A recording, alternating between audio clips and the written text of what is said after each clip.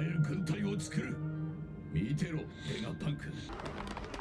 エネルギー不足で被害はなかったと聞いている。土下座しろよ。己に何がわかるんじゃ。おいおいおいおい。そこにも至る宝に世界中に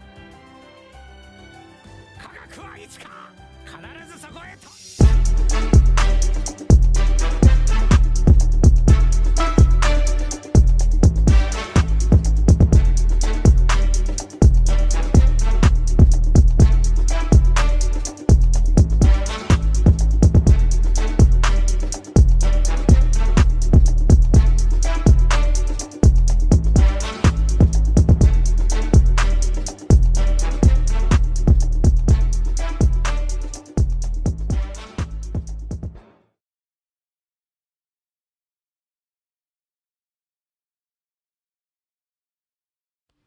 Wesh la team, comment ça va? Bienvenue pour un nouveau live aujourd'hui. Live One Piece, donc on va regarder le dernier épisode. Donc on va faire un petit live d'1 heure, un petit live détente, live nocturne. Là, on va essayer de discuter un petit peu. Salut à toi Gapadre, salut à l'autre aussi, j'ai vu qu'il était là. Salut les gars, allez-vous bien? On est parti pour un petit live tranquille.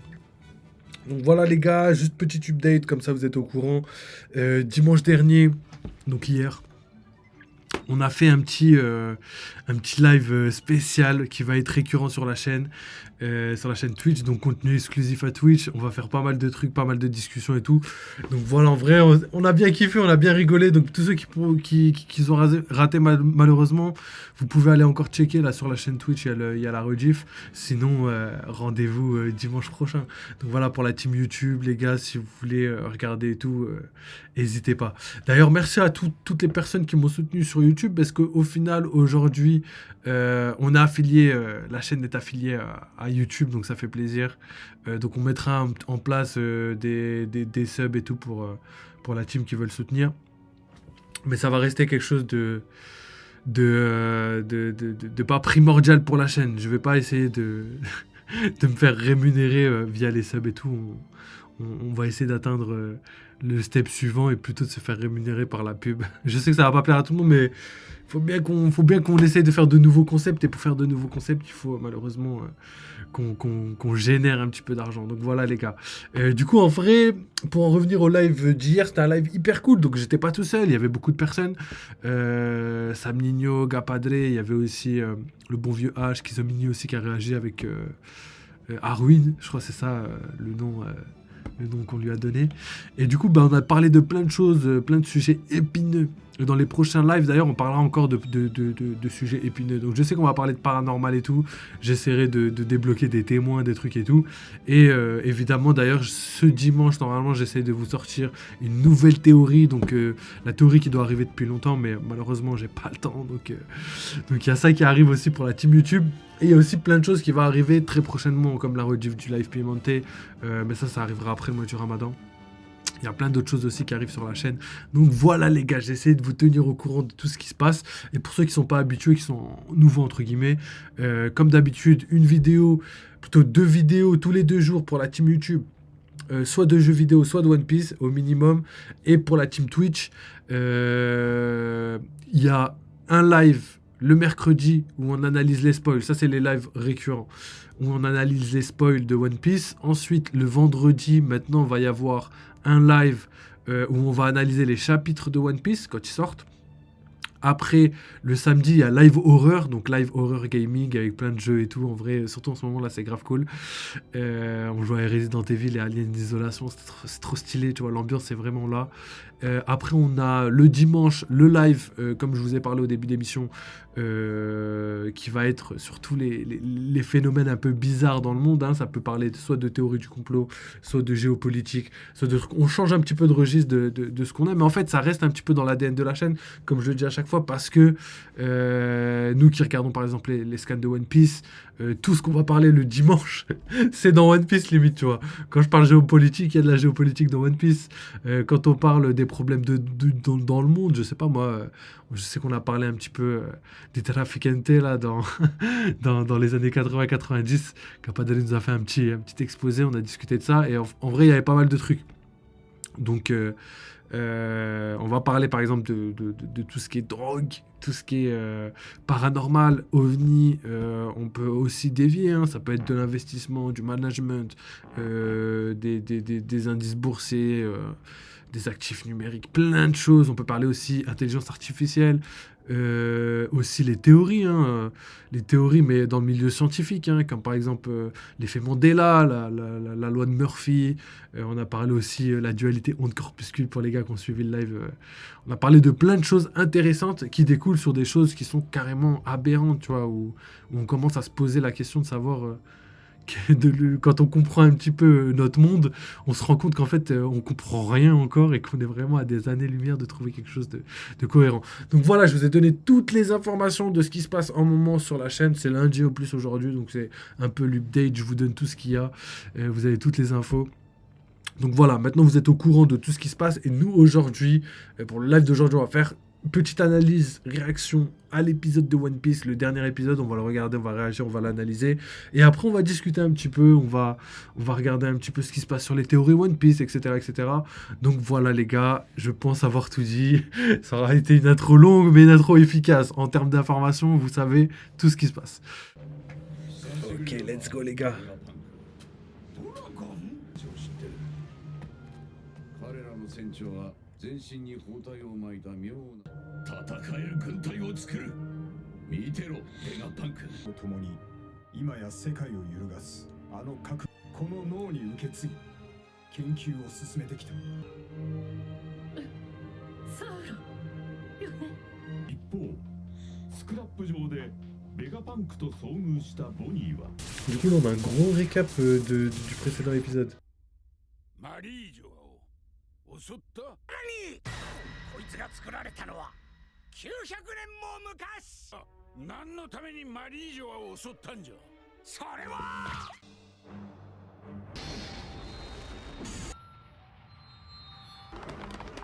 エネルギー不足で被害はなかったと聞いているに場違いすぎるその科学力に。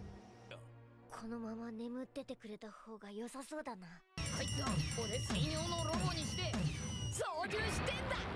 200年前魚人差別に動きがあった年、レベリーへの参加も許された。天竜人を狙うなんて一体誰の差し金かしら。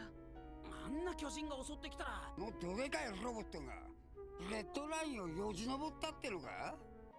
この鉄の巨人に倣って作ってみたもの。とりあえずルフィたちは無事でよかったけど、あの子誰？すごっ。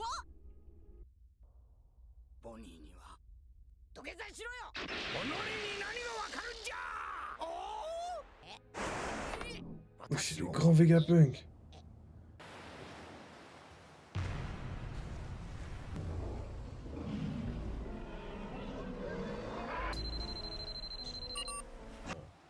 出会ったら消すさ。俺たちも捕まりたくはねえからな。ロブルッチが乗ってます。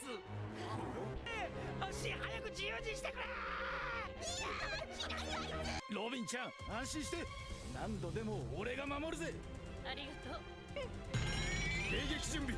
世界政府の入港を拒否する。おいおいおいおい。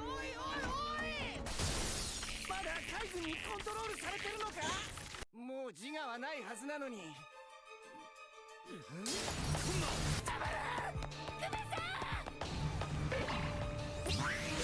誰がですか。2ヶ月前にサイファーポールナンバー5。僕たちの記憶では全ての船の出港を確認してますが。あのようね。どうするルッチ。もっとすげえもん作るのか。お前たちも見たいか。そんでどんなもん作るんだ。世界中に無償でエネルギーが行き渡る世界と愚かなのか。エネルギーそこにも至る宝に。世界中に戦争の大きな火種を一つ世界から消せる。科学はいつか必ずそこへと。へえ。興味なさそう。俺はヒーローに興味ねえけど。動力に古代のエネルギーに近づいてしまうのじゃ。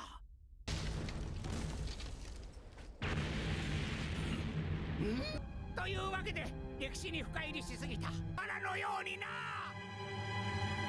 Bon, c'est vite fini, hein. Ça, c'est plutôt vite fini. Je m'attendais pas à ce que ça se finisse aussi vite. Donc, on a eu quand même au début d'épisode un récapitulatif de tout ce qui s'est passé. Donc, en vrai, c'était pas mal. C'était pas mal. J'ai bien kiffé. Mais après, c'était pas nécessaire, quoi.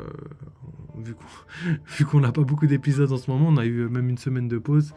Ça aurait été pas mal de nous donner un peu plus d'informations. Mais bon, ils ont travaillé un petit peu le bail. Et là, franchement, ils ont donné quelques informations, par exemple, sur le rêve de Vegapunk et tout. Et vu que dans les précédents épisodes, c'était quand même lourd, je me dis que c'est un peu normal. C'est un peu normal, ouais, d'avoir, entre guillemets, économisé un petit peu de temps d'épisode. Donc, épisode centré sur Egghead et les informations données par Vegapunk. Donc, on en apprend un petit peu plus sur le robot antique, ses déplacements, sa taille un petit peu, ce qu'il a fait à Marie-Jo. On n'avait pas, c'est des choses qu'on n'a pas eu, qu'on n'avait pas eu à faire, malheureusement. Qu'on n'avait pas eu l'occasion de voir, plutôt. Et là, on a eu quand même un petit aperçu de ce qu'il est capable de faire en termes de dégâts, etc. Mais ça a bien été précisé comme quoi il avait pas du tout d'énergie, pas suffisamment, il était à sec. Donc ça a limité grandement les dégâts. Donc là, maintenant, je pense pas qu'il soit rechargé. Je pense qu'il ait pu réussir à accumuler un petit peu d'énergie. Pour pouvoir se déplacer, faire 2-3 actions sur Egghead, mais ça va être compliqué de réellement le voir, je dirais pas à son prime, mais juste au max de puissance, au max d'énergie, tu vois, batterie remplie. Donc en vrai, je sais pas à quoi s'attendre avec le robot géant. C'est vrai qu'il y a beaucoup de théories sur ce qu'il pourrait faire. Quand on voit le Vega Force One, ce qu'il est capable de faire, on l'a vu vite fait se battre. On a vu qu'il se battait au corps à corps, mais qu'il avait aussi des rotors pour pouvoir se propulser, un jetpack. On a vu aussi qu'il était plutôt balèze, comparé par exemple au Franky Shogun, pardon. Donc en vrai, le robot, je pense qu'il a une importance, mais ça va être une importance aide, pas une importance combat. Potentiellement plus tard, hein, je sais pas, ça se trouve il y en a d'autres des robots comme lui, je sais pas du tout. Et il va aussi avoir une importance en termes de révélation. On sait que la phrase qu'il a dit dans le dernier chapitre, c'était « Pardonne-moi, Joy Boy ». Donc je pense que cette information n'a pas été mise ici par hasard. Je pense qu'elle a été mise justement pour que le robot puisse donner des informations, sachant que c'est actuellement, avec Imusama, les 2 seules personnes qui étaient là pendant le siècle oublié. Et quand je dis personne, c'est juste que ils sont capables d'enregistrer, d'emmagasiner des informations et de pouvoir les transmettre. Après, il doit y avoir des arbres, tu vois, par exemple, qui étaient là au siècle oublié, mais ça va pas nous aider. C'est dans ce sens-là que je dis que c'est les 2 seules personnes, même si le robot, c'est pas vraiment une personne. Enfin, on n'en sait rien, évidemment. Ensuite, on a vu aussi que Luffy, dans l'anime aussi, a donné des informations cruciales, comme le fait qu'on ne peut pas rentrer dans le robot. C'est-à-dire que tout le robot est fermé. C'est-à-dire que ça doit être un robot taffé comme Kuma, c'est-à-dire je dirais pas un cyborg, parce que potentiellement c'est un cyborg, hein. Admettons que ce soit un Oni gigantesque comme les transporteurs de pays, et qu'au final on l'ait transformé en cyborg complet, ça pourrait être ça. Après ça fait doublon avec Kuma, mais on pourrait imaginer que ce soit quelque chose de possible, sachant qu'il est plus grand qu'un géant, si je me trompe pas. J'ai pas la ref exacte, mais il me semble qu'il est très très grand. Potentiellement égal ou potentiellement plus grand, donc à voir. Donc voilà, pour le robot géant, je pense que là j'ai donné toutes les infos que j'avais actuellement. Et dernière petite info, là que c'est plus une info esthétique, c'est le Chara Design. Dans le dernier chapitre, il était vraiment démoniaque, on va dire. Il avait vraiment un aspect sombre de ouf. Et ça, j'ai vraiment aimé. Le fait qu'il arrive avec son casque, là, on aurait dit plus Hadès, tu vois, dans la mythologie grecque, avec son casque, avec les traits et tout. Et là, j'ai trouvé ça grave stylé de le mettre en œuvre dans une explosion, en plus, si je me trompe pas loin, en ombre et tout. C'était vraiment habile de la part d'Oda. Surtout que là, à Egghead, on a beaucoup de robots qui ont un aspect friendly, on va dire. et le mettre comme ça en mode un peu démoniaque, avec l'œil qui s'allume, un peu à la Frankie avec la corne coupée, comme la corne coupée de Kaido après le combat de Luffy. Donc, pas mal de parallèles, de références qui pourraient être quand même pas mal et lui donner un flow un peu démoniaque. Donc après, on sait même pas si ça va être un allié. Je pense que oui, s'il reconnaît Nika, mais s'il reconnaît pas Nika, je pense que pour lui, tout le monde est un ennemi. Les seules personnes qui sont pas ennemies, c'est potentiellement les 10 du siècle oublié, mais je sais pas avec qui il était allié. Donc je sais pas s'il était allié aux hommes poissons. Je pense que s'il voit un homme poisson, il va pas les attaquer. Donc, est-ce que c'est un robot? Est-ce que c'est une IA? Est-ce qu'elle est capable de réfléchir et avoir des décisions? Ou est-ce qu'elle elle exécute juste un ordre, un petit peu comme Kuma en ce moment? Je sais pas. Mais à prendre en compte, à réfléchir et à garder dans un coin de sa tête. Donc ensuite, on a Vegapunk qui nous parle un petit peu de son rêve. Donc son rêve, c'est... il l'a pas qualifié comme étant son rêve, mais pour moi, dans la manière dont il en parle, c'est son rêve. C'est vrai qu'il y a beaucoup de personnes qui parlent du Vegapunk comme si le fait de connecter tout le monde comme un internet géant via Punk Records, là, un petit peu comme les 6 Vegapunk communiquent, c'est le rêve de Vegapunk. Mais quand il a présenté un petit peu cette invention, il n'en parlait pas comme un rêve, il en parlait comme une invention qui lui permettait de pouvoir transmettre ces informations au monde entier et pouvoir, à l'inverse, récupérer toutes les informations du monde entier, en gros dans les deux sens. Et ça l'intéressait plus pour le savoir. Là, pour moi, c'est plus son côté scientifique. Là, le côté énergie gratuite, je le verrais plus comme son rêve, parce que c'est quelque chose de... pas d'irréalisable, mais quelque chose qu'il n'a pas réussi à réaliser pour l'instant. Bon, après, c'est la même chose pour son autre invention. Mais là, vraiment, je pense que son rêve déjà ressemble à celui de Nikola Tesla, qui était de créer une énergie libre et quasi illimitée pour le monde entier. C'était entre guillemets son rêve. Et après, Nikola Tesla a dû abandonner et cacher son œuvre, on va dire, parce qu'en fait, une telle puissance pourrait être utilisée à des mauvaises fins, et il a eu entièrement raison, parce qu'au final, on sait ce qui s'est passé juste après Première et Deuxième Guerre mondiale, donc il n'avait pas tort. Hein. S'il y avait un des camps qui avait une technologie aussi grande, je pense que ça aurait fait beaucoup plus de dégâts. On l'a vu par exemple avec la bombe atomique, heureusement elle est arrivée à la fin de la guerre, parce que potentiellement on aurait pu détruire plus que 2 villes, qui est déjà trop gros pour nous, et qui doit être dans la tête de tous les Japonais encore aujourd'hui. Ensuite, pour parler de son rêve et de l'énergie illimitée, je pense que c'est quelque chose qui est hyper difficile et qui est beaucoup moins réalisable que le reste. Même s'il arrive quand même à gérer des énergies ultra puissantes capables par exemple de détruire une île, comme l'île de Lulusia, on se rappelle de Mother Flame. Je pense quand même que c'est pas forcément quelque chose de suffisant comparé à la puissance technologique et militaire des armes qu'il y avait pendant le siècle oublié. Parce qu'en vrai, c'est vrai que même les armes antiques actuellement, on en a vu potentiellement 2, mais les 2, on les a vus pas en état de marche, tu vois ce que je veux dire? C'est-à-dire qu'il y a encore des mystères derrière leurs armes. Même si on sait c'est quoi, même si on sait ça sert à quoi, on peut pas voir la capacité des dégâts qu'ils sont capables de créer, tu vois. Et ça, je pense que ça a été caché par Oda parce que il veut pas non plus dévoiler la puissance que pourrait faire une arme antique, tu vois.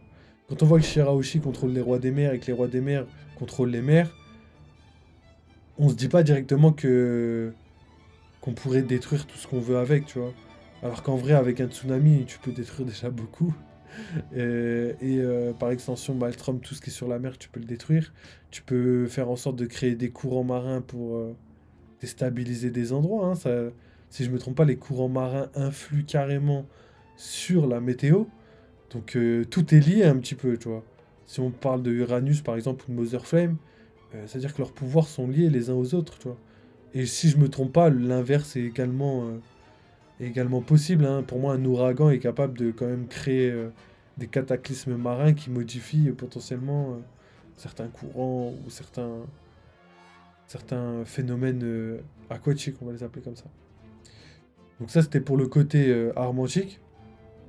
Et Vegapunk, comme j'ai dit tout à l'heure, le fait qu'il puisse contrôler Mother Flame, donc ça doit être l'arme qui se rapproche le plus d'Uranus. Le fait qu'il crée des Sea Beast Weapons qui ressemblent étrangement à des rois des mers. Quand on a vu la taille du roi des mers, enfin même du requin, hein, du Sea Beast Weapon de l'époque, comparé à la taille du Sunny, on voit clairement que c'est des bêtes qui sont quand même colossales. Mais vraiment colossales.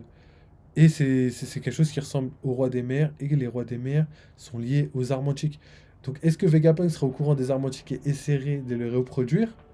Potentiellement. Et si vous avez vu ma dernière vidéo, hein, où je parle des armantiques hein, en détail, vous avez vu la potentielle dernière armantique, où elle pourrait se trouver, est-ce que ça pourrait être. Je vous invite à aller regarder la vidéo parce qu'en vrai elle est cool et il y a plein de trucs. Hein. Si j'y pense sincèrement, je vous la mettrai là-haut là. Comme ça au moins vous pourrez avoir un petit détail, un petit aperçu de ce que j'ai fait. Et du coup, la dernière armantique, je vous l'ai dit, elle pourrait être à Elbaf et elle pourrait contrôler des bêtes à l'instar de Shirahoshi, des bêtes non marines mais plutôt célestes. Et ces bêtes célestes pourraient contrôler les cieux, créer des tornades, créer des ouragans, des typhons, des éclairs, modifier la météo. Donc ça irait bien avec le dieu Uranus. Et en plus de ça, ça ferait quand même des dégâts monstrueux. On sait que c'est parmi les cataclysmes les plus dangereux au monde. Et le Japon en est témoin. Donc voilà pour toutes les armantiques et le rapport que Vegapunk a avec les armantiques. Je pense que c'est quand même des informations importantes, sachant que s'il est au courant du siècle oublié, il est bien plus au courant des armantiques. Parce que regardez-nous, nous on est à la place de Luffy, donc on connaît que les informations que Luffy a connues. Et Luffy connaît deux des armantiques, exactement comme Caribou et bientôt Barbe Noire. Et c'est des informations qu'on a depuis, je dirais, un petit peu longtemps, mais qu'on a eu facilement, comparé aux informations du siècle oublié qui sont extrêmement dures à avoir. On l'a vu avec Ohara et on l'a vu avec Vegapunk. C'est potentiellement les informations les plus dures à avoir.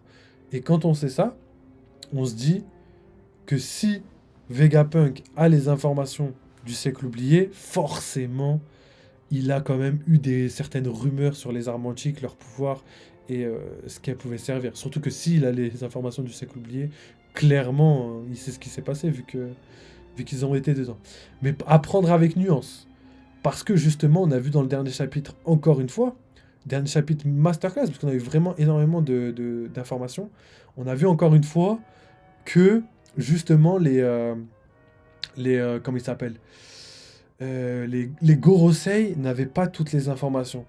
On l'a vu par exemple avec les armantiques et Shirahoshi. Shirahoshi qui est quand même parti à Marijoa et qui n'a pas été capturé. Enfin, ils ont essayé, mais c'était plutôt San Carlos par caprice. Et pas du tout le Gorosei. Si le Gorosei avait voulu, il l'aurait gardé.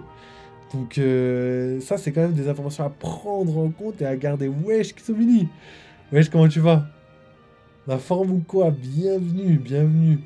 On est là, on discute un petit peu de l'épisode et de ce qui s'est passé dans le dernier chapitre. Et n'hésite pas à donner à poser des questions, je vais mettre des questions par rapport à ça. Donc pour reprendre, histoire qu'on avance un petit peu, je disais que le Gorosei n'avait pas d'informations par rapport à ce qui se passe, ce qui s'est passé, je dirais pas pendant le siècle oublié, mais surtout du côté des Ji, c'est-à-dire du côté des armantiques et tout, ils savent pas. Ils savent pas du tout. La forme de dingue, je suis content. Écoute. Écoute, pareil, hein, franchement, à la forme de ouf. Bon, un peu fatigué parce que je me suis levé tôt, Mais rien à voir. Sinon, à part ça, grosse patate en ce moment, je suis trop content. On fait des petits lives sympas et tout, c'était cool. Et c'est vrai, le live d'hier, j'ai grave kiffé. Je l'ai dit en début de live, j'ai tout expliqué et tout pour la team Twitch et pour la team YouTube, tu vois. Que c'était un live exclusif à Twitch. Comme quoi, on va faire que des lives. Donc, j'invite tout le monde à venir nous rejoindre les dimanches pour le rendez-vous récurrent. J'espère que je peux compter sur toi d'ailleurs, Kizomini, à l'avenir. Je sais pas si tu seras dispo tous les dimanches, mais. Si tu arrives à être là, écoute, ce sera avec plaisir, hein. Sam Nino et Gapadele ont été prévenus. Et, euh, et normalement, tous les dimanches, on aura notre petit live discussion sympathique comme ça. Et ce dimanche-là, je vais préparer autre chose aussi, qui va être peut-être un peu plus facile à aborder, on va dire. Histoire que ce soit un peu plus dynamique. Donc voilà. Et c'est tout, je crois, c'est tout. Je crois que j'ai tout dit. Oui, il faut que je trouve un autre moyen de communiquer avec vous. Ouais, c'est vrai qu'après, c'est vrai que c'était difficile, mais en fait, c'est juste qu'on t'entendait pas. Si je savais comment régler Discord, j'aurais mis un petit peu plus de son sur ta voix et j'aurais baissé les autres voix pour que ce soit un peu plus équilibré. Parce que du coup, ouais, on vous entendait un petit peu moins bien, toi et Arwin. Je sais pas si ça se prononce comme ça. Mais on vous entendait un petit peu moins bien. Donc il fallait vraiment qu'on se concentre, qu'on monte le son au moment où vous parliez pour pouvoir comprendre clairement. Après, des fois, on vous entendait bien, mais des fois un petit peu moins bien et tout, tu vois. En fait, ça dépendait des moments. Mais ouais, si jamais t'as un micro qui traîne et tout, hein, je sais que ça se trouve assez facilement aujourd'hui. Même pour quelques euros vraiment pas très cher, tu peux facilement en trouver un. Et ouais, juste ça, franchement, ça le ferait. Après, en vrai, ça le fait aussi comme ça, tu vois. Si tu trouves pas, c'est pas grave, en vrai, on va s'en sortir, hein. C'est déjà très bien comme ça. Parce que j'ai dit la même chose à Gapadele, mais Gapadele, c'est différent. Gapadele, lui, il fait partie, normalement, c'est lui qui doit donner les sujets, etc., faire le médiateur, contredire ou pas contredire, donner des informations. Donc lui, il faut que son micro, il marche très très bien, parce que on a besoin de l'entendre, tu vois. Et j'attends qu'ils soient un peu plus à l'aise à la cam et tout pour qu'on puisse discuter tranquillement. Donc en vrai, à voir, à voir. En tout cas, j'ai grave kiffé et je prépare des sujets. Là, j'avais gardé exprès des sujets un peu cachés, on va dire. Et, euh, et je vais essayer de les taffer pour que justement ce week-end on puisse les utiliser et travailler là-dessus. En tout cas, plein de choses en approche.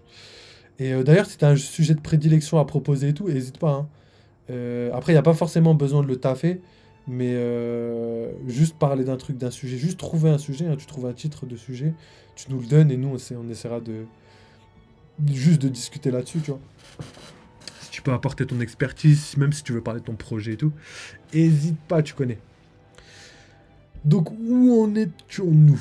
Wesh, y'a même tonton Bas, wesh, comment ça va? Yo la mif, le débrief de l'émission là. Ouais, en quelques minutes, c'est ça.